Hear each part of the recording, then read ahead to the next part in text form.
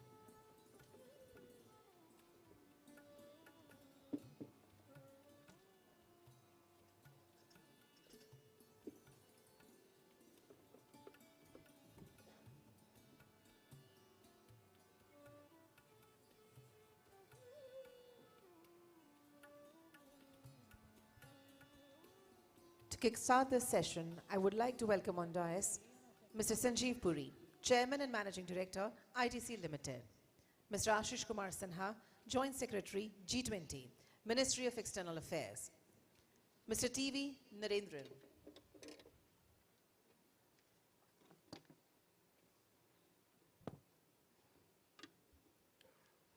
Chief Executive Officer and Managing Director, Tata Steel Limited, Mr. T.V. Narendran; Mr. Rene van Berkel, UNIDO Representative, India;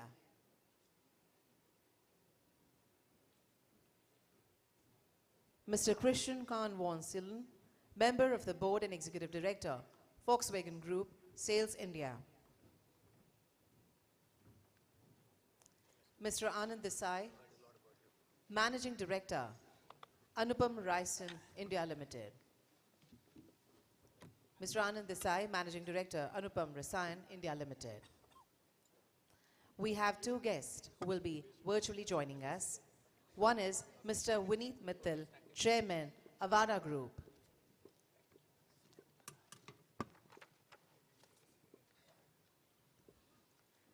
And also will virtually join Ms. Maria Mendulis, Chief Executive Officer, We Mean Business.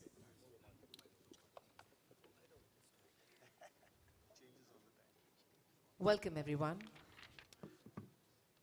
In order to start the session, I would like to introduce the moderator for the session, Mr. Sanjeev Puri. He is the Vice President, CII, and Chairman and Managing Director of ITC Limited, one of India's foremost conglomerates and businesses spanning FMCG, hotels, paperboards and packaging, agribusiness and information technology. He is an alumnus of the Indian Institute of Technology, Kanpur and Wharton School of Business. A passionate champion of sustainability, he has given shape to ITC's Sustainability 2.0 vision that has set bold and ambitious goals to address critical areas of global significance. Giving new wings to ITC's sustainability journey, he has led focused programs that contribute to inclusive growth, combat climate change, and address national priorities. We welcome you, sir, and request you to take over. Thank you.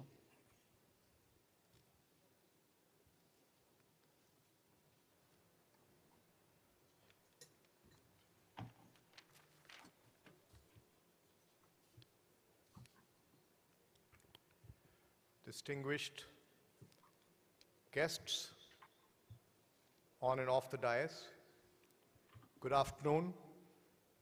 It's indeed a pleasure to welcome you to this very important session on climate action, accelerating towards net zero, energy for greener and sustainable future. Today we are joined by a very eminent panelist of global thought leaders and industry representatives. I have great pleasure to moderate this session and introduce the panelist. We have with us Mr. Ashish Sinha, Joint Secretary, Ministry of External Affairs, Mr. T.V. Narendran, Chief Executive Officer and Managing Director, Tata Steel, Mr. Rene van Brenkel, UNIDO Representative, India, Mr. Christian Can van Celine, Member of the Board and Executive Director, Volkswagen Group Sales, India, Mr. Vineet Mittal, Chairman, Avada Group, Mr. Anand Desai, Managing Director, Anupam Rasayan, India, and Ms. Maria Mendelis, Chief Executive Officer, We Mean Business. The format of the session is that I'll start with make some brief comments and then invite all the panelists to share their perspectives. The theme for G20 is extremely apt for the circumstances in which we live today. The theme of Vasudev Kutumba, one world, one family, one future, is indeed very apt, and it's a theme that also resonated at the recently concluded World Economic Forum in Davos, collaboration in a fragmented world. And this is what we require to do, given the existential challenges that the world faces today, and that challenge is really to do with climate change. Again, in the Global Risk Report at the World Economic Forum, the top 3 risks in terms of severity were associated with climate change: failure to mitigate and adapt, and the increasing frequency of extreme weather events are the key risks identified. The B20 pillars of responsible, accelerated innovation, sustainable, and equitable businesses actually provide all the pillars that we require to put our heads together and solve this major existential crisis that we collectively face. The fact that the world has to transition to net zero, the fact that the world needs to move to a more sustainable and greener future is well acknowledged and understood. However, as we all know, progress has not been adequate. There are challenges, there are critical financial and social issues that need to be addressed to accelerate progress. It is important, as we traverse this complex journey, that the process is inclusive. No country, no community, no enterprise should be excluded in the process. Otherwise, the whole challenge of social inequity will only get accentuated. And in this context, I think it would be worthwhile to look at the manner in which India has made exemplary progress in this area. India is on its way to deliver on the NDCs that India committed. It's in fact the only country amongst the G20 that is in a position to do so. Whilst it has made appreciable progress through purposeful policy interventions, equally, it has recognized the need for an inclusive process. The focus on MSME, the focus on reskilling, upskilling, I think the whole India stack of digital that the Honorable Minister alluded to earlier today provides the vehicles for collaboration and an inclusive growth. The journey ahead is complex and we'll have to traverse the pillars of decarbonization, sequestration, and equally important, adaptation. Decarbonization is no doubt a very important pillar, has to do with renewables, has to do with dealing with methane emissions, has to do with embedding circularity. There are solutions, there are technologies available today. What we really need to do together is to see how we can accelerate and create wider adoption of the tools available today. What are the bottlenecks and how do we remove the bottlenecks? Equally, some pathways need to be found for problems that are yet not been solved. Perhaps to do with hard-to-abate sectors, technologies like green hydrogen, technologies like carbon capture and storage. And I just like to make or draw some emphasis on carbon capture and storage, because this is an area I believe that has not received the kind of focus it deserves. Estimates suggest that to transition completely to the renewable energy, 90% of coal use has to go away. 2/3 of oil use has to go away. This is an enormous task because you have to transform an ecosystem. And we wish to do it in a situation, in a new geopolitical dynamic where energy security is important, and therefore leveraging local resources and the need to do so cannot be ignored. So given that context, given the social and financial costs and the complexities of transitioning complete ecosystems, I think it's worthwhile to pay additional attention on carbon storage, carbon capture, so that newer and alternate dimensions can be created. And of course, to progress, new supply chains will have to be developed so that materials are available, the parts are available, components are available for new value chains to get created, to make it accessible, knowledge transfer, technology, particularly from an intellectual property rights perspective, these have to be made accessible. Finance is very important pillar, particularly recognizing the challenges of the LDCs and the emerging and developing economies. Not only do they have to transform energy systems, but also they have to gear up to provide energy access to those who do not have their fair share today. And therefore, flow of finance, sustainable finance, adequate finance from the developed economies to the developing economies is a key imperative. Let me now turn to a very important subject of adaptation. We all I think understand that, or the world understands that it's a very low probability that we will not exceed 1.5. It's more likely that we will cross 2 degrees. And what does that mean? A hotter world, more extreme weather events, disrupted supply chains, stressed food systems, destruction of economic resources, creating huge stress in economic and personal life. So we have to learn to live in a world that is going to be hotter for decades ahead. So how do the urban systems, the supply chains, the food systems transformed? These are extremely important if we are to continue for the next decades and experience a good quality of life and development. In this context, it's important to call out the importance of the agri-value chain, because they are the most vulnerable.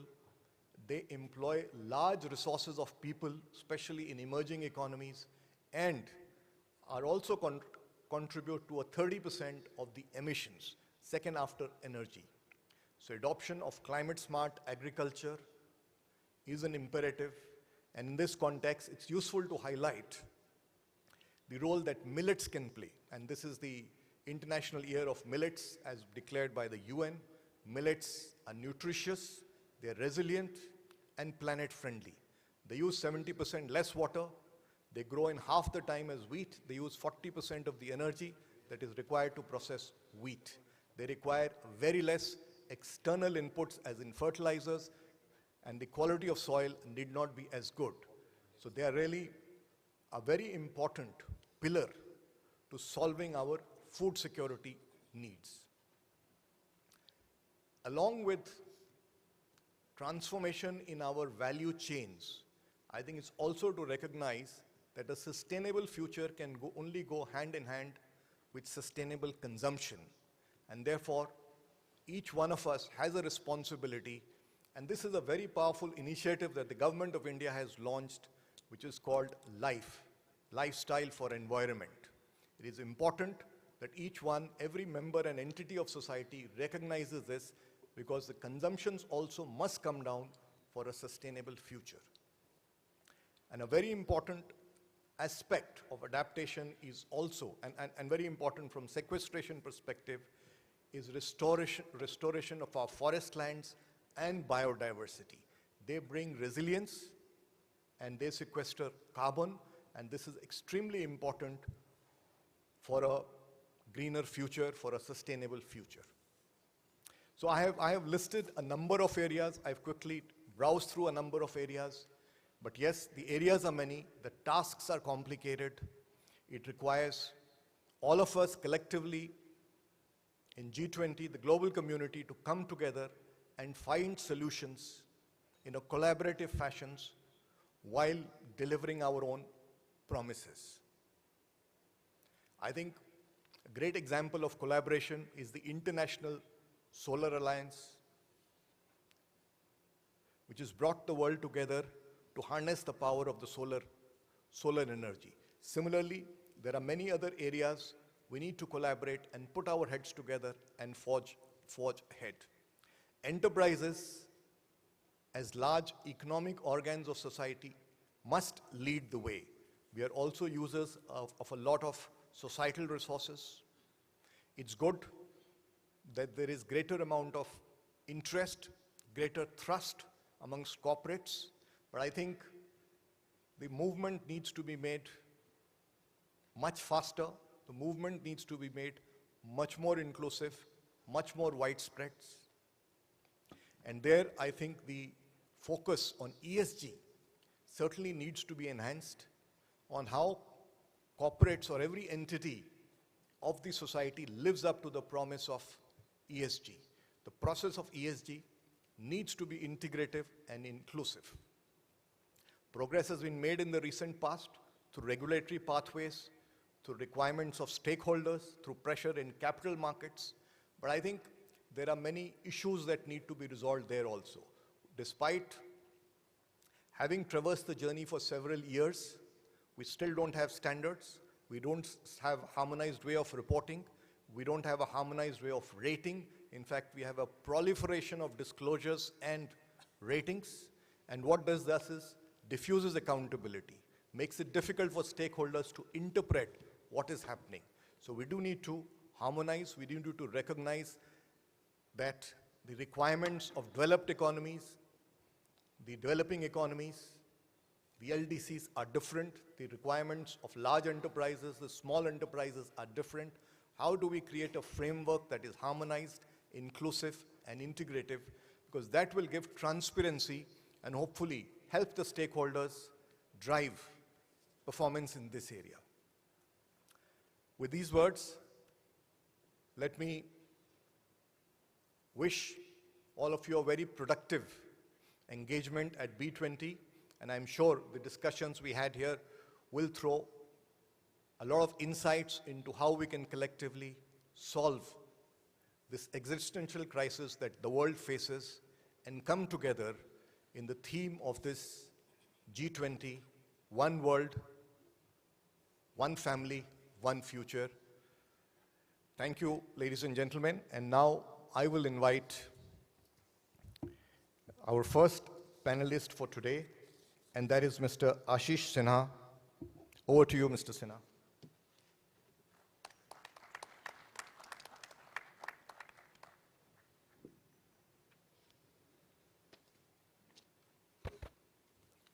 Thank you, Mr. Puri, for setting the contours of this plenary. Dignitaries on the dais, dignitaries in the audience, all protocols observed. At the very outset, let me thank profusely the organizers for putting together this inception meeting, the India's B20 team with CII as Secretariat, G20 Secretariat of India, DPIIT, Government of Gujarat, A million thanks and many congratulations for this great organization. After the inaugural session where we got the guidance, the ministerial guidance on the subjects for further discussion, it's only apt that the first plenary session focuses on sustainability issues. This is how much important the issue is.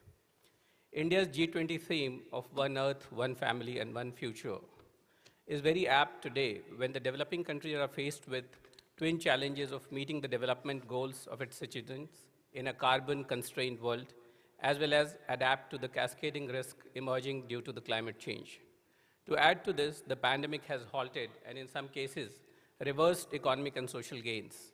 It may lead us into a situation where one will be forced to opt for economic recovery, poverty alleviation, and unemployment over and at the cost of issues of environmental sustainability and climate change. And that is not a desirable situation. Businesses, corporates, private sector play a critical role in balancing development and climate change mitigation. India's vast diversity makes it prone to several climate change devastations affecting people across sectors. India's NDC document identifies the country's adaptation goal as to better adapt to climate change by enhancing investments in development programs in sectors vulnerable to climate change, particularly agriculture, water resources. In terms of region, we have Himalayan region, which is fragile, coastal region, health and disaster management. In India, public finance covers most of the adaptation-based activities through flagship programs, schemes, etc.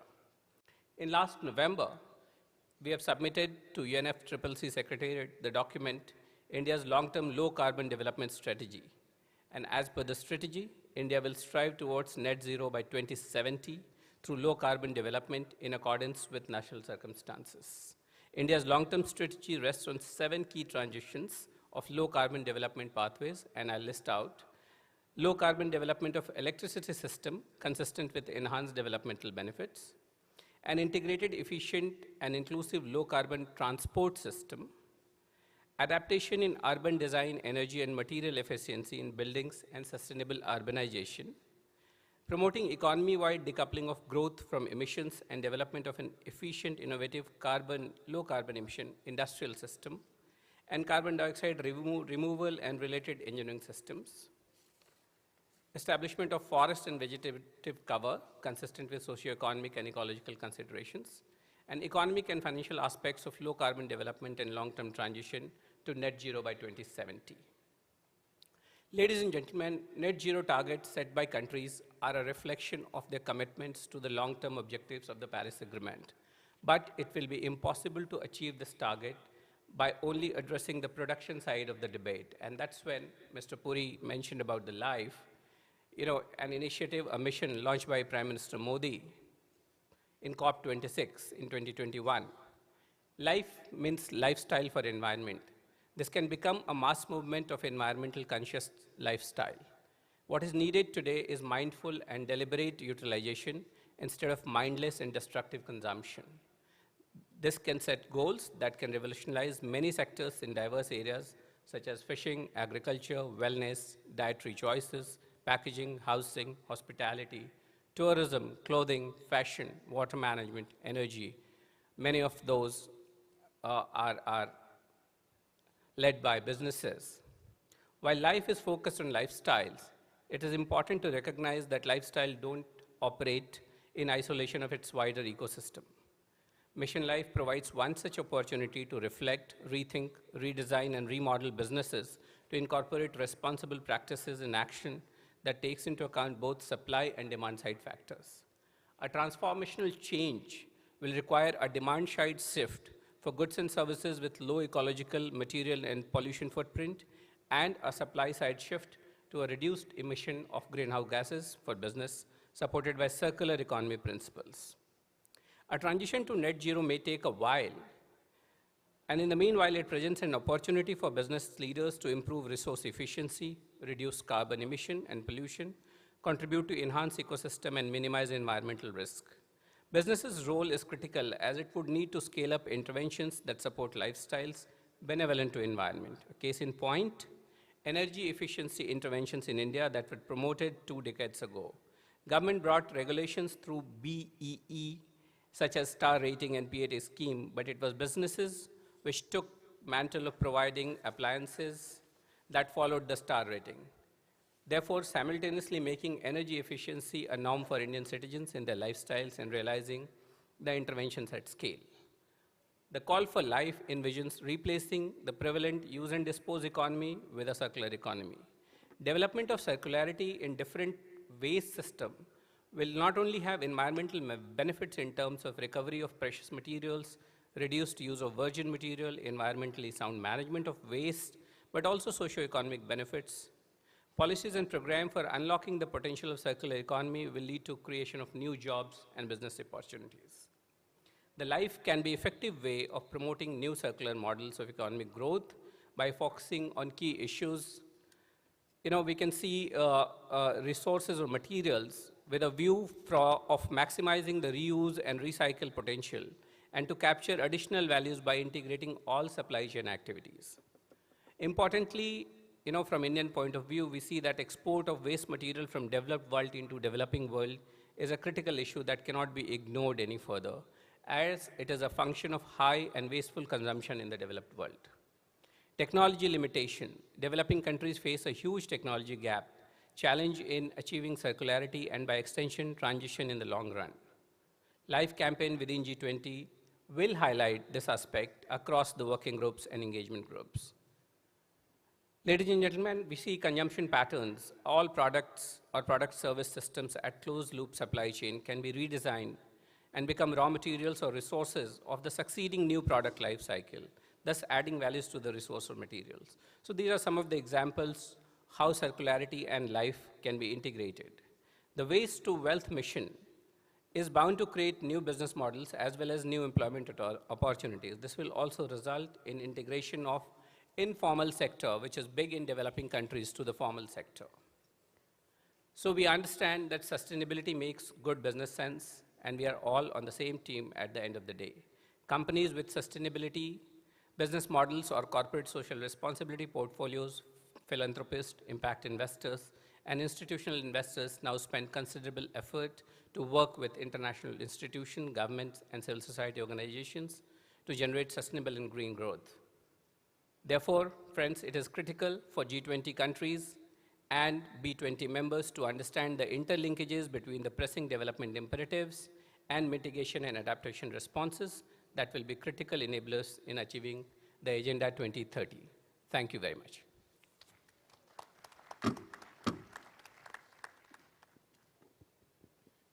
Thank you, Mr.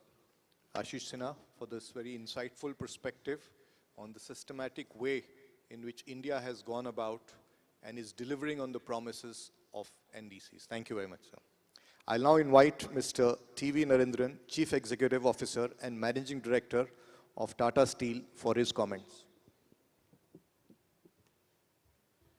Thank you, Sanjeev. Distinguished guests on and off the dais, thank you for this opportunity to share my thoughts. This subject has been an important subject for a very long time, but I think we spent a lot of time debating whether there was a problem, and then we spent a lot of time debating what should be the goals each of us should set for ourselves. But I think now, over a period of time, at least, there's alignment that there is a problem, and pretty much most countries in the world have set goals at different stages, but at least there are goals which have been set. But now I think we come to the most important phase, and which is about executing on these goals. And some of these goals are very long-term, so it's very important to have short-term milestones to really understand if you are making progress. As anyone who's executed anything will know, the best way to execute something is to collaborate and get all the stakeholders on board. And I think the advantage of a platform like the G20 efforts is that you have different countries at different stages of maturity as far as executing on this is concerned. You have different countries at different stages of where the problem is, because there are countries where it's about transitioning energy from the existing process routes to a new process route or a new source. And there are countries where challenges are all about even making sure energy reaches the whole population who needs that energy, and then you transition. So I think we should not underestimate the cost and complexity of this transition. and really need to think through how can we work together to make sure that this happens in the least, or rather in the least disruptive way. There is going to be disruption, but how can we manage this disruption so that the communities who are impacted are able to handle this transition? So to me, if you really look at this journey, if you look at how we have transitioned, even if you look at over the last 200 years, we have basically transitioned from coal to oil and some of it to gas. And even that transition has not been easy. The mobility space has really transitioned from coal to gas and oil, but if you look at many of the industrial processes, including steel making, which I'm part of, coal is a reductant and not just an energy source. So when you are looking at electrifying industrial processes, it's not just about changing the source of energy, but really looking at the process and to see how the process needs to change. So there is a complexity associated with that. The second complexity is that of supply chains. We have built supply chains to transport coal and transport oil over the last 100, 150 years, and there's a certain degree of flexibility and efficiency which is there, which is important in a global environment. Coal goes across the world, oil goes across the world. Even getting gas across the world has taken a lot of time, and even now, there are countries or regions over-dependent on pipelines. There are countries and regions who have the shipping infrastructure that is required to ship gas. So it's not going to be easy when you say that let's electrify the world, because electricity itself doesn't travel so easily within a country, let alone across countries. And if you look at hydrogen, it's not an easy product to even store or transport. So I think we should not underestimate the challenges of this transition, and I think it's important to really work together towards it. To me, there are about eight roadmaps that we need to work on if we really have to execute. And first and foremost is, of course, to have the government, civil society, and industry work together. But I think the 8 areas which I think we need to have, certainly roadmaps, short-term and long-term roadmaps. One is, of course, a policy roadmap. As was mentioned by the earlier speakers, unless you have a clear policy roadmap, investments will not be made, and investments will need the support of the policy roadmap. We see that in Europe already. There is a policy roadmap, but investments are still waiting to see if there is a business case for that investment which is supported enough by the policy roadmap. The US has recently announced the IRA, and of course, that's making it quite attractive for some investments to go to the US for this transition. So governments need to really think about the policy roadmap that will incentivize investments to come into these areas of transition. The second area is the financial roadmap. How do you pay for it? There are countries where it's about transitioning. There are countries where there is growth to take care of. There is capital expenditure required for growth. There's capital expenditure required for transition. So who's going to finance it? How does the money flow across countries? How does the money flow from the government to the private sector? Or how does money flow from one part of the private sector to the other part of the private sector? So these financial flows are also a very important part of the transition. The third part is infrastructure. How do we build the infrastructure which will enable the transition? If I take the case of India and point, most of the incremental steel making capacity in the world over the next 20, 30 years is to be set up in India, is going to come in India. But most of that is going to come up in Eastern India, where we need the gas, we need the hydrogen. Otherwise, the capacities will come up continuing to use coal, right? So there is a need to plan the infrastructure ahead of the investments that are being planned for growth. The fourth area is technology. There are multiple technology choices. Sanjeev also talked about that. There's no one silver bullet. Hydrogen is part of the solution, but not necessarily the only solution. You need to have other carbon capture and usage solutions, carbon capture and storage solutions. There are many other solutions which will be part of the overall solution, and different geographies or different countries will use them differently. If you look at the other areas to work on is on the sectoral roadmaps. Different sectors have different challenges. There are hard-to-abate sectors like steel, cement. They have a different set of challenges, and you need to plan sectoral roadmaps for those. Even in mobility, the solution for passenger vehicle will not be the same as for commercial vehicles. And then you have a problem of how do you transition the aviation industry into a greener future, or the shipping industry into a greener future. You also need to have a roadmap for skilling, because the skills that are required will be different. There are millions of people who are working in the coal or the fossil fuel ecosystem. How do you, as you transition into renewable energies, how do you reskill those workers? Or how do you make sure that you deal with the socio-economic consequences of the changes that we are bringing about, particularly in developing countries where those socio-economic consequences are going to be immense. So there are multiple areas that we need to work on, and I think there is a need for us to now get into the detail and get into those milestones that we need to achieve over the next few years, even as we chase the goals that we've set for the next few decades. Thank you very much.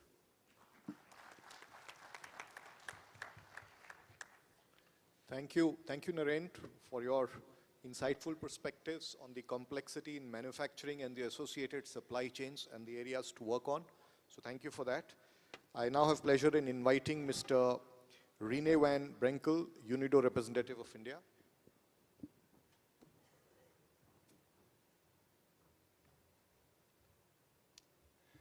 Thank you very much. Namaskar. Good afternoon, distinguished guests. Thank you to the B20 and G20 secretariats for inviting the United Nations in India to engage with this B20 deliberations.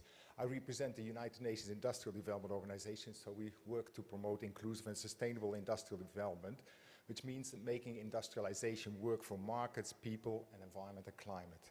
Decarbonization is the defining challenge in this endeavor. Today, I equally speak as a member of the United Nations country team in India, which brings together 26 UN agencies and programs working around specific challenges for India, as agreed with Niti Aayog under the UN Sustainable Development Cooperation Framework. These include climate action, resource efficiency, and circularity. In addition to UNIDO, other UN agencies are working in this climate action domain, including UN Environment Programme, UN Development Programme, UN Habitat, and Food and Agriculture Organization. We've already heard earlier today that the needle in terms of climate action is moving forward, albeit at a painstakingly slow pace. But let me highlight two developments that I think are important, and one has been mentioned a few times, where there is no more discussion about goals. We have reached consensus that we need climate neutrality, zero carbon emissions by the middle of this century. That is within the lifetime of most of the people here in the room. Secondly, the global community is starting to come to terms that climate change has not come alone, but instead is fully intertwined with the loss of nature and biodiversity and the accumulation of waste and pollution. Indeed, a triple planetary crisis with just one solution, that is to fundamentally change the development pathway and decouple economy and well-being from an ever-expanding use of energy and resources. Within this framework of B20 and G20, the focus is on joint action of government, industry, and consumers. Public-private collaboration for breaking down the dependence on the economy and society at large on greenhouse gas emissions. Allow me to refer to the white paper which was presented last week at the World Economic Forum, developed with UNIDO and the Cambridge University on the future of industrial strategies. It elaborates on 5 grand challenges for resilient manufacturing. Under the climate challenge, it proposes 8 collaboration areas, and these might be of interest for the B20 moving forward. First, increase resource efficiency and the transition to a circular economy. And circular economy is then not to be understood as an opportunistic or even romantic recycling economy, but as an economy that runs on renewable energy and circular materials, uses these efficiently and endlessly, and thereby closes material cycles. Resource efficiency, as the twin concept, matters for climate action. The International Resources Panel, for example, calculated by adopting known material efficiency practices, India and China can save by 2050 60% of life cycle emissions from homes and 35% of life cycle emissions from cars. Second point, improve material substitution. Using more low embodied carbon materials will cut emissions. This includes biomaterials, for which, for example, untapped opportunities exist here in India, bamboo, crop residues, but also substitution may include the use of recycled materials, such as alternative raw materials and fuels in cement making. Thirdly, enhance energy efficiency. This is the never-ending story. This reduces operating costs while cutting emissions. Opportunities remain abundant across sectors among all business sizes. Partnering with BEE, UNIDO enabled over the last 2 years 750 MSMEs from 26 clusters in 5 sectors to invest 244 crore in energy efficiency, reduce annual energy costs by 142 crores, and save a cumulative 24,000 tons of oil equivalent and mitigate 146,000 tons of greenhouse gas emissions. Energy efficiency continues to make good business sense. Fourthly is then enabling fuel switching to renewable energy. Hydrogen, biofuels and renewable power do replace fossil fuels and mitigate the associated emissions. India has achieved a laudable, transformative scale-up of renewable power, largely through PV solar power. The renewable electricity success may benefit from diversification with wind, hydro and others. It also requires a companion effort to drive the transition to renewable fuels and renewable heating and cooling. Fifth is then advancing carbon capture, use and storage, including the use. CO2 from point sources can be captured and may be directed to storage or preferable alternative uses that are just starting to be explored as synthetic fuels or building materials. The technology and knowledge base are under development. The deployment will depend on regulatory frameworks, stakeholders' participation and acceptance. Sixth one is supporting infrastructure development and innovation. The fully carbon neutral technologies and products do not yet exist. Hence, innovation needs to be boosted at all scales for transforming major emitters in transport, energy and industry, as well as grassroots practices with alternatives for consumers and producers. UNIDO is stepping into the ingenuity and entrepreneurship of the Indian innovation ecosystem to support the deployment and validation of low-carbon practical solutions in production and consumption systems. This, for example, is supported recuperative burners that are saving over 30% of fuel for large reheating furnaces, portable, submersible solar irrigation pumps for smallholder farming, and first and last mile cold chain solutions with phase change materials. This is climate action put into practice, one step at a time, or rather kilotons of CO2 at a time. Seventh is then establishing specific actions in carbon-intensive industries. Chemical, steel, cement account for 60% of global industrial energy consumption, about 70% of CO2 emissions. UNIDO is supporting the Industrial Deep Decarbonization Initiative, co-led by India under the Clean Energy Ministerial, to fast-track the development of near-carbon neutral cement and steel. Technologies with near-zero carbon footprint are on the horizon, but require favorable conditions through standard setting, mobilization of purchasing power of governments through its green procurement of public works, and this in turn can then leverage the financing. Last but not least, the transition requires efficient and reliable carbon markets that can function only with better data and standards to ensure that the available carbon finance is actually achieving real-time reductions in greenhouse gas emissions. The regulatory framework needs to be stitched together and transparently implemented, in which the use of digital technologies can play a breakthrough. To wrap up, we are at a precautious time in the battle to contain climate change. It's clear that on one hand, we observe that the emissions continue to rise, and on the other hand, we know that net zero is needed by the middle of this century. This seems a long time, yet there is no time to wait in view of the size of the challenges and the scale of necessary investments. We need to ensure that we start to bend the curve and achieve the reductions in greenhouse gas emissions within this decade, by 2030. It is hoped that India's presidency of the G20 and engagement with the business community through B20 can pave the way for practical solutions that deliver substantive emissions reductions within this decade. May that be the legacy of India's first presidency of the G20 in decades to come. Thank you very much.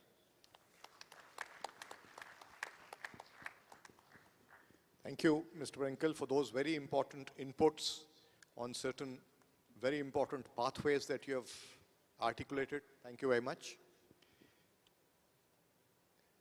I now have pleasure in inviting Mr. Christian Canvon Celine. Thank you. Distinguished guests, at the outset, let me reiterate how honored I am and how happy I am to be co-chair of this task force on energy, climate change and sustainable resource efficiency on behalf of the German Association of Industry, BDI, and Volkswagen Group. A few years ago, VW Group made the calculation that with all our divisions, supply chain and vehicles on the road, we alone contribute anything between 1% and 2% to global CO2 emissions. That set us firmly on the road and triggered our Go to Zero mission, a clear intent to be net carbon neutral by 2050 at the latest. Between now and 2025 alone, we will invest 14 billion euro into decarbonization measures, not only by transforming our product offering into battery electric vehicles across all our brands, but also by massive infrastructure investments. In India too, we've begun our journey towards sustainability. We used our available rooftop space to build the industry's largest rooftop solar power plant, contributing 18,000 tons of CO2 emission reduction alone for our plant in Pune, and, by the way, reducing electricity cost. Our Aurangabad facility has switched to 100% green energy. Our production footprint is 95% localized, zero liquid discharge, and zero waste to landfill certified. We are certified net water positive. Sustainable production is possible in India, and it is profitable. And of course, we are working along the value chain, upstream and downstream, with our partners, suppliers and dealers, also there to implement carbon neutral practices. So many steps have been taken by us, as well as many colleagues from the industry, to get the challenges addressed. However, of course, they remain. So let's try then to structure these challenges. I'm sorry, I'm German, I can't avoid structuring things. Structure these challenges into the main areas we will address in our task force on energy, climate change, and resource efficiency. Let me start with energy. The world is in the midst of an energy crisis. As Mr. Chandrasekaran-ji said, and I quote, "In the context the world is running today," or from the European point of view, I may add the world is not running after 2 years of pandemic, more intense natural disasters, and unfortunately war. We still have to strive to make the clean energy transition work. We need to move away from carbon fuels even faster. To achieve this, it will be important to map appropriate energy sources for optimum usage in particular industries. In Germany, we say you cannot dance on every wedding.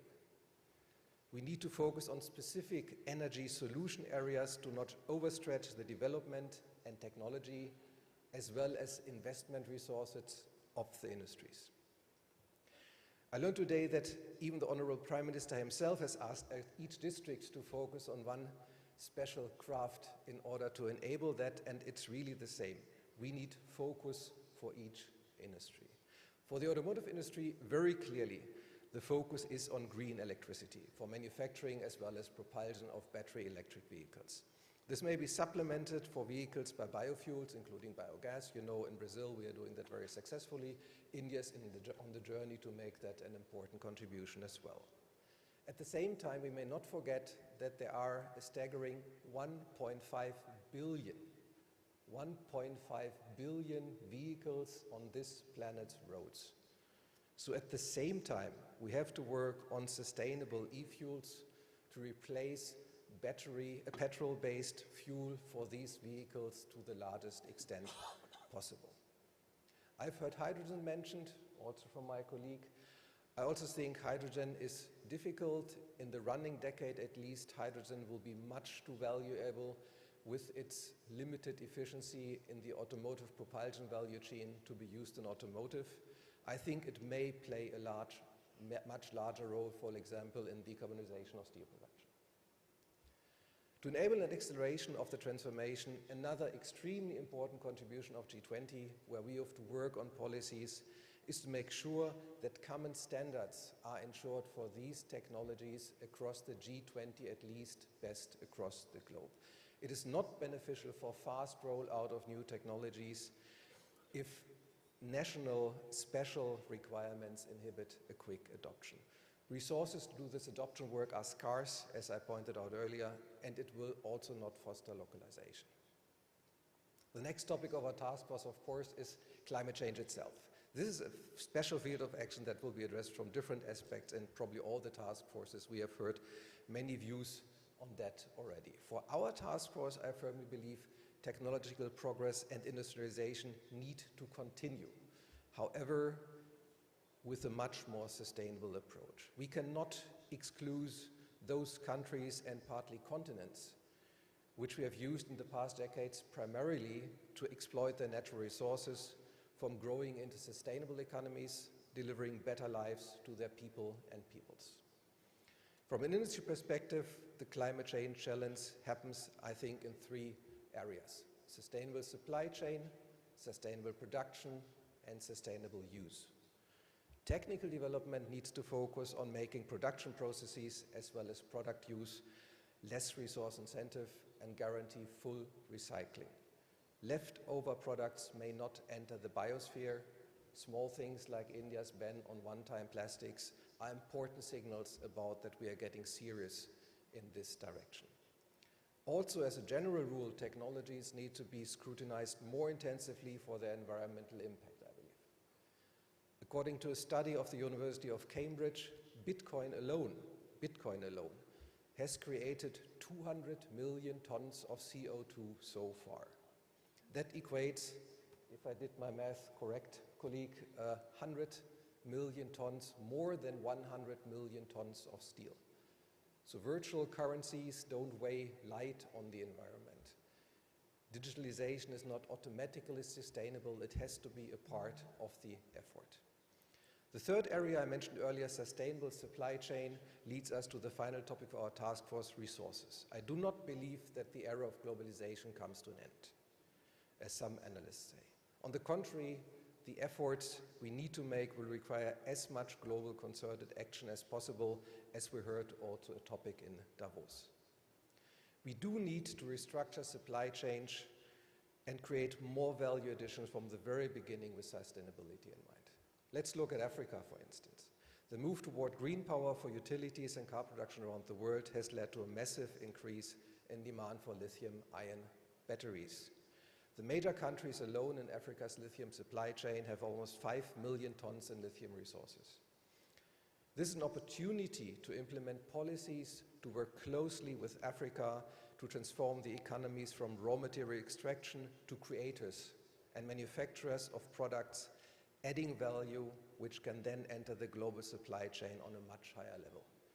I'm specifically happy that there's a dedicated action group on Africa. I've volunteered to join also that one, where we will address these and other opportunities. Let me summarize. Today's inception meeting of B20 is an important milestone, kicking off the work in the task force and action groups. I strongly believe that, driven by natural and political events in the past 2 years, the willingness is higher than ever to jointly work on the right policies safeguarding the future of our biosphere.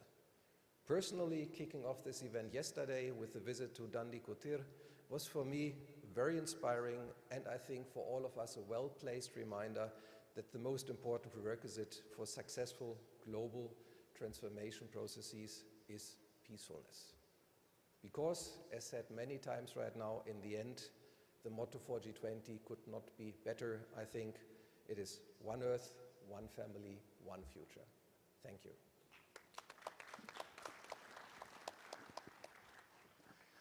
Thank you, Mr. Celine, for this very insightful perspectives on the automobile industry, and also for sharing some very purposeful experiences and real examples. So thank you very much. I now have pleasure in inviting Mr. Vineet Mittal, who is joining us virtually.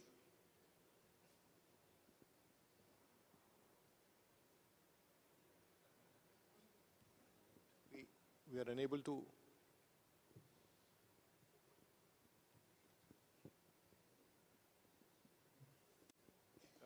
We are unable to hear. Maybe we can move on to the next speaker till you fix this. Yeah, okay. So let me now invite Mr. Anand Desai. Yes, yeah, I can speak. Are you able to hear me? Okay, we'll maybe Yes, go sir, back we to are the able to hear original you. schedule. So, Vineet, over to you. Thank you, Sanjeev. Good afternoon to all the distinguished guests, participants in the B20 Inception meeting. At the outset, I would like to express my gratitude for inviting me to this important event and for sharing my thoughts on all important climate change issues. Arguably the biggest threat to human existence on the planet, as Sanjeev also said his in opening remark. Climate change is a serious threat, and it's very encouraging to note that G20 recognizes it and creating a dedicated energy and climate change task force formulated under the B20 engagement group adequately reflects the G20's commitment to the issue. We all know that to combat climate change a large scale and accelerated energy transition is the need of hour. G20 countries contribute almost 75% of total emission globally. If we must achieve meaningful result, the bloc must agree on collective approach, which can also guide other countries. A massive energy transition is underway across the globe, with each country trying to contribute. However, the global community must cooperate actively for energy transition to be faster and more meaningful. The theme of India's G20 presidency is Vasudhaiva Kutumbakam, which means world is my family. And it is in this spirit that we need to act today. We all share a common earth, and need for acting together was never more. And that is why probably it was the agenda at Davos as well. With India as chair for G20, it has an opportunity to play a pivotal role in fostering global cooperation by advocating a conducive policy framework.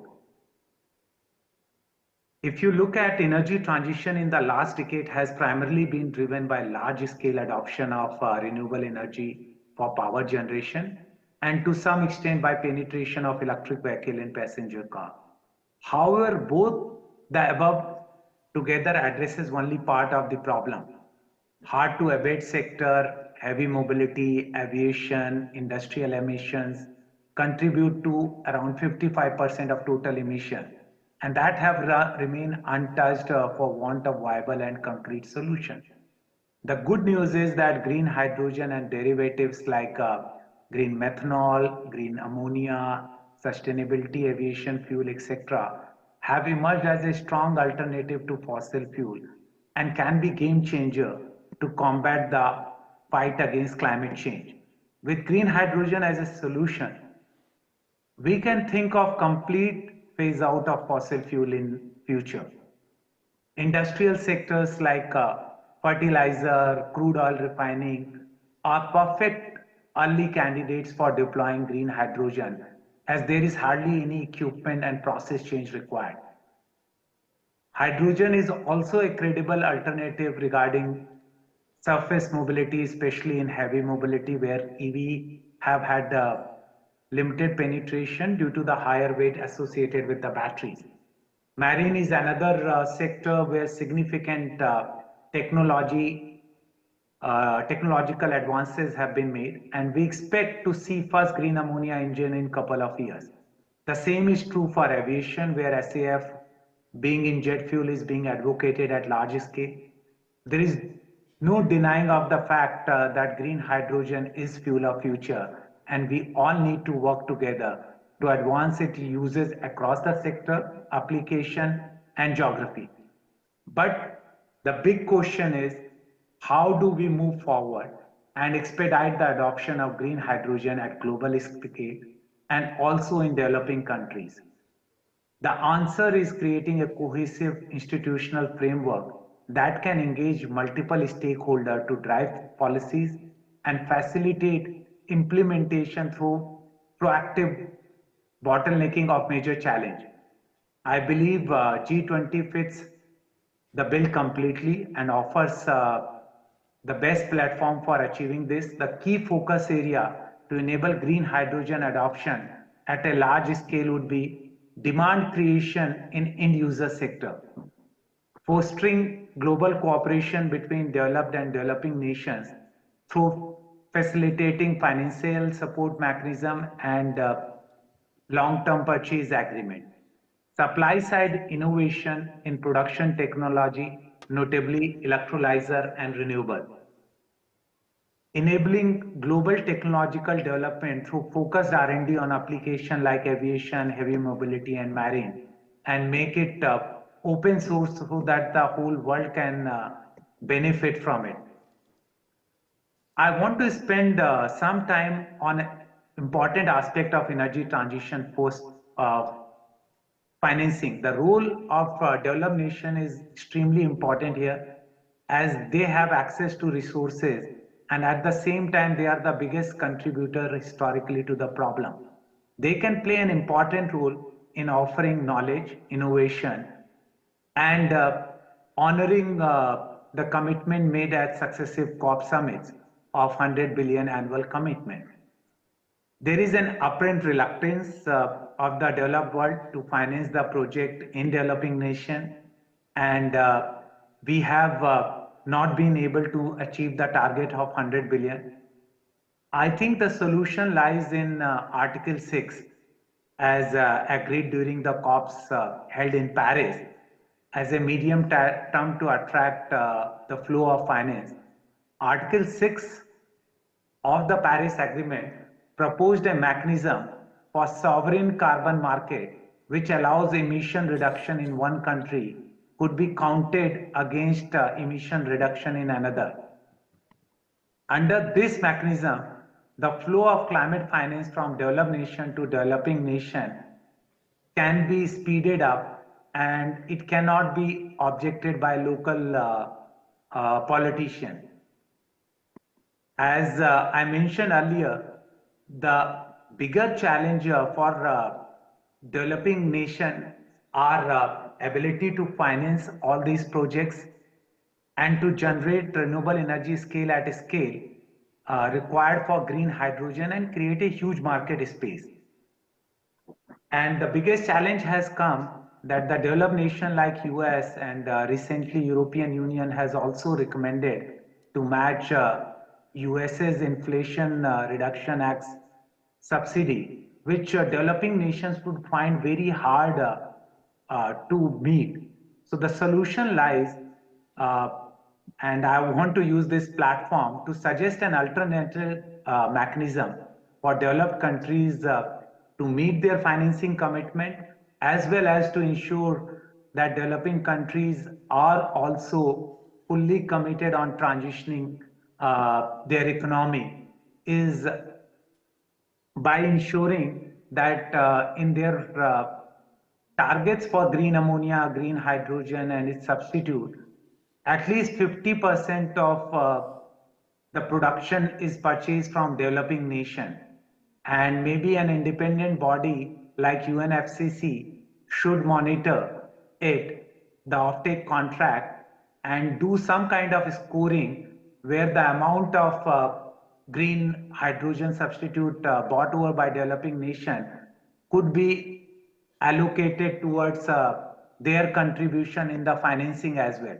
So this way they won't have to give direct financial support, but it's an indirect way to encourage the globe to transition into the green ammonia, green hydrogen, so that the net zero targets are real, and developed and developing nation both can contribute meaningfully in global transition. I'm certain that India's tenure as the president of G20 will be transformational and significantly impact the global agenda of economic development, energy and food crisis.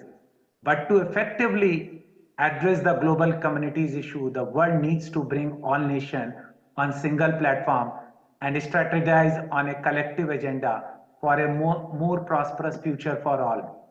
India has been a staunch advocate on climate change for a long time.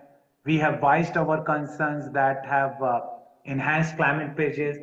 With the opportunity to steer the forum towards greener cooperation on catalyzing climate finance, private capital from institutional investor and financial institutions will be another important pillar for financing the low carbon economic transition. The imperative to act together cannot be emphasized more in the engagement of G20 countries in two critical areas for humanity. We all must take for the expedited energy transition. Thank you all. Wish you all the best. So thank you, Vineet, for those very important inputs. May I now request Mr. Anand Desai And I would also request our last two speakers to make their comments brief because we are already behind schedule quite a bit.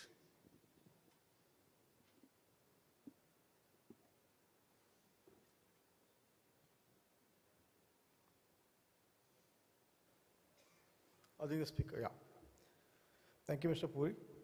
Hello to all and welcome to all to the state of Gujarat. And generally we say when we meet somebody, Kamcho, so Kamcho.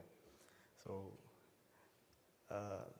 the points as mentioned by Mr. Puri and as set out in the agenda have been very intriguing. And as mentioned by Mr. Puri again and by the CII Secretariat, and I am the CII chair for Gujarat, so they've been asking us to keep it short. So I'll just speak on 3 points. Rather, I'll elaborate on 3 points which we see from a developing country point of view. The first point is global collaboration and focus on just transitions. Second is Gujarat taking a lead in renewables. And the third is decarbonization of the chemical industry. So that is where I come from. So on global collaborations and focus on just transitions, I'm repeating it just. So government and businesses need to take forward collaborations and share best practices and low-cost technologies. India and the other developing countries need the support of low-cost technology to be transferred at the right and just price. Priority areas are clean tech, clean transport, sustainable financing, industrial decarbonization, and protecting nature and biodiversity. But again, these are very loud, rather very serious words. But again, it's a very easy meaning. But again, how do we do this? That's the point. I mean, and that's where we are all here for. So again, we need to share. That's the only way to, for a developing country to not do the same mistakes what have been done in the past. We need to share. I mean, and that's again just transitions. So when driving climate change and action needs to be done on a just transition again, there should be joint projects and initiatives which should look to create inclusive green jobs and growth by switching to renewables, new technology, electrical mobility, and improved efficiency. But again, electrical mobility. But how do we do this in India? I mean, we are dependent upon fuel, which is crude oil to a large extent. How do we change this model? I mean, so again, solar or wind will be right way to do it. But again, solar we need a lot of technology support. Indian industries are working hard onto it to get solar panels being manufactured in India and taken forward. But again, the technology is guarded, and again, that is where we need a just transition. These are the 2, I mean, I got 5 more points, but I'll just restrict myself to the 2 important points. I'll speak now on Gujarat, which is we are leading in renewable energy. I'll just give you a brief idea on what we have been doing in Gujarat. As per Niti Aayog, which is the central planning agency in India, I mean, which gives the guideline, it says in the survey that the state of energy and climate action report into 2022, which ranks states on basis of DISCOMs performances, energy efficiency, and clean energy. All these initiatives, Gujarat has topped the list and is one of the leaders in terms of renewable energy deployment in India. Gujarat is leading in total rooftop solar installations.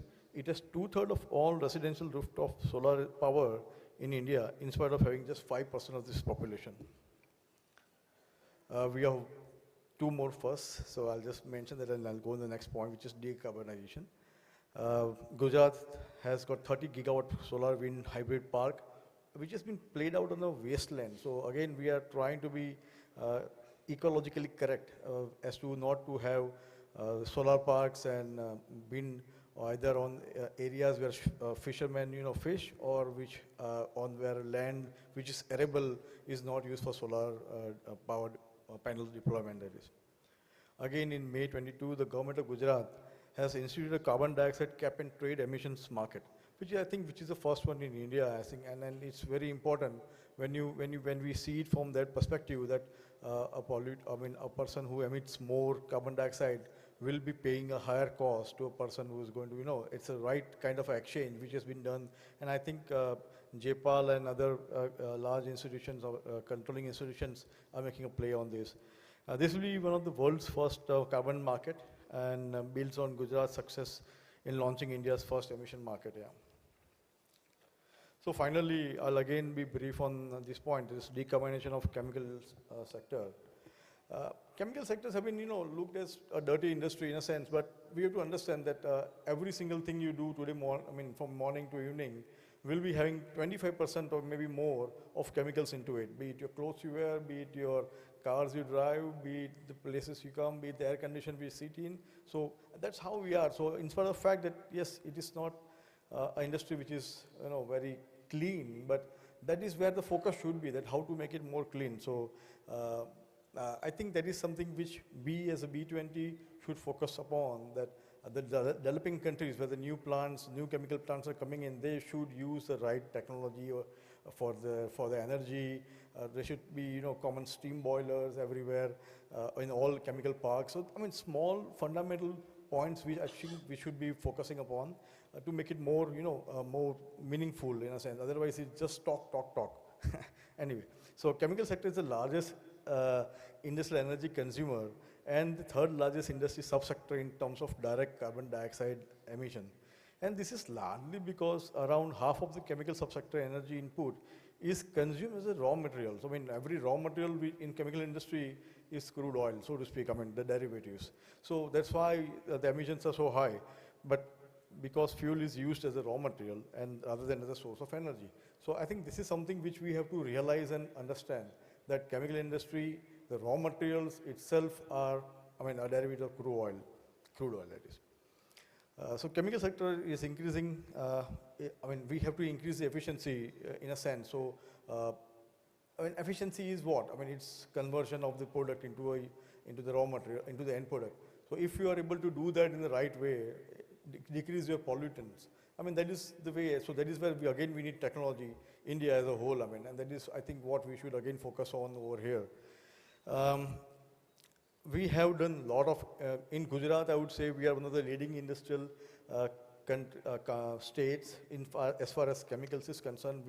Gujarat is around 65% plus contributing to chemical industry production, but at the same time, the highest number of CETPs, as common effluent treatment plants, are in Gujarat. So that is again which speaks volumes about the kind of concentration or the focus of the government of Gujarat on the industry and its effluent. So this is something which we have to we have to understand, that Gujarat is complying. These same norms are being laid out throughout the country now slowly, because it takes time for industry to change the way they've been behaving. So this is efficiency what we're talking upon. But again, mainly we need more technology over here for new membrane systems which are more simpler and easier to use and maybe control the pollutants coming out. So this is efficiency which we would like to talk about. I can speak more, but then I think I already got 2 WhatsApps, so I have to close now. So thank you all and welcome, and have an eventful stay in Gujarat, and thank you. Thank you, Mr. Desai, for your very important inputs. I now have pleasure in inviting Ms. Maria Mandelius with a request to make your comments brief, because we're terribly out of time. So thank you for your understanding. Thank you. Can you hear me well? Yes, we can. Okay, fantastic.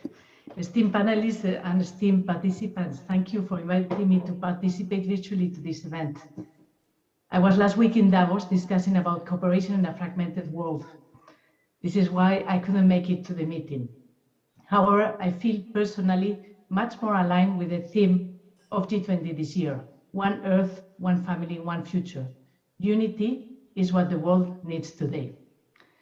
The growing frequency of climate-related extreme events, such as heat waves, floods, droughts, show it's time to go beyond incremental change and transform our economies so they work to prevent the worst impacts of climate crisis.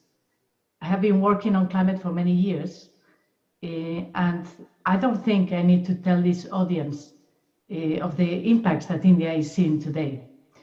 Weeks long heat wave in spring 2022, when northern India hit 49 degrees, flooding in Bengaluru in September 2022, shrinking glaciers in the Himalaya and disrupting weather patterns. At Women Business, we work with the world's most progressive companies, from major multinationals like Amazon or Unilever to the smallest startups and SMEs, to support them as they are doing everything in their power to halve emissions by 2030, limit global warming to 1.5, and avoiding dangerous tipping points. Every fraction of a degree of global heating matters, and there can be no solution to the climate crisis without a global movement of businesses committed to bold climate leadership.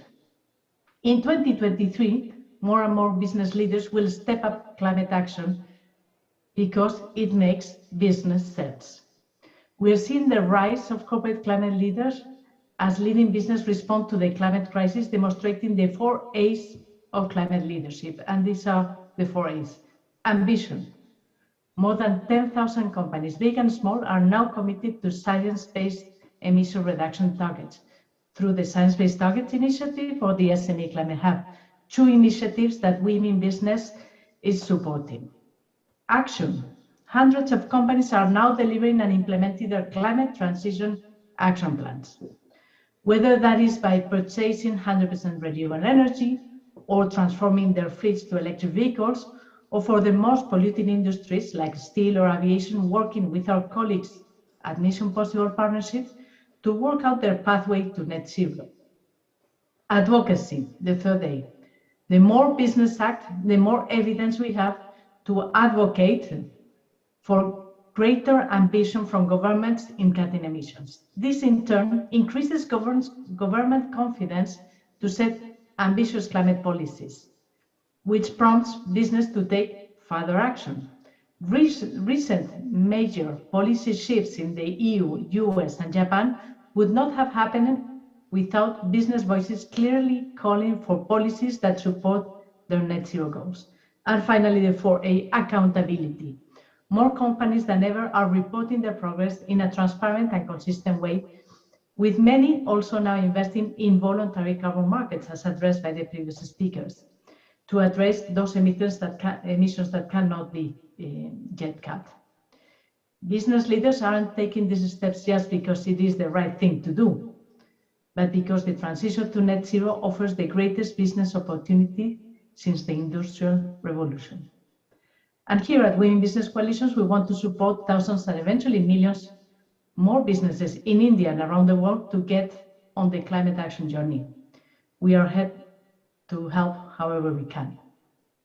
Small and medium-sized enterprises are key. Whilst the focus is often on big business and what they're doing or not doing to address climate change, SMEs make up 90% of business globally and are in reality the backbone of the Indian and the global economy. In most OECD countries, SMEs contribute more than 50% of GDP, while in India, big multinationals contribute to approximately 50% of overall exports, 27% of India GDP, employment to about 111 million people, SMEs. Yet, whilst small business owners care just as much about climate action, most SMEs don't have the staff, bandwidth, or in-house expertise to add another project to the list.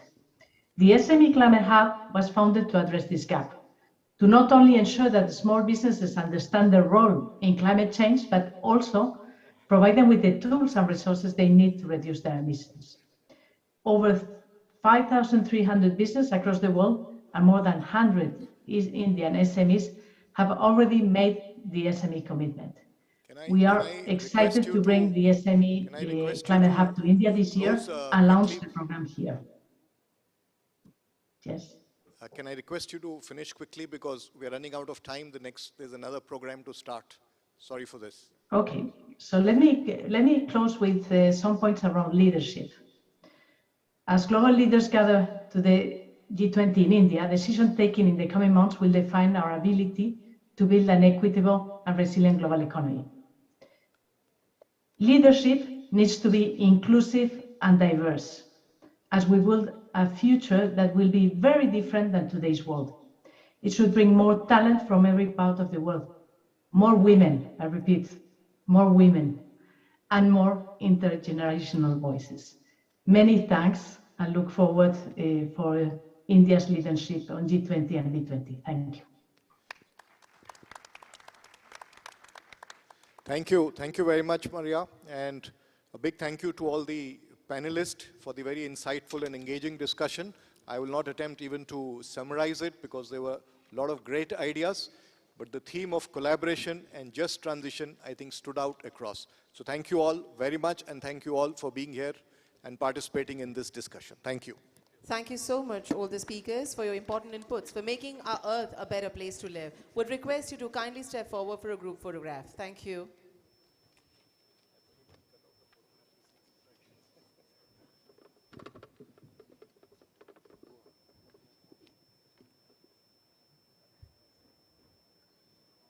Just to let you all know that we will be moving to Plenary 2, rethinking and revitalizing innovation to drive inclusive impact.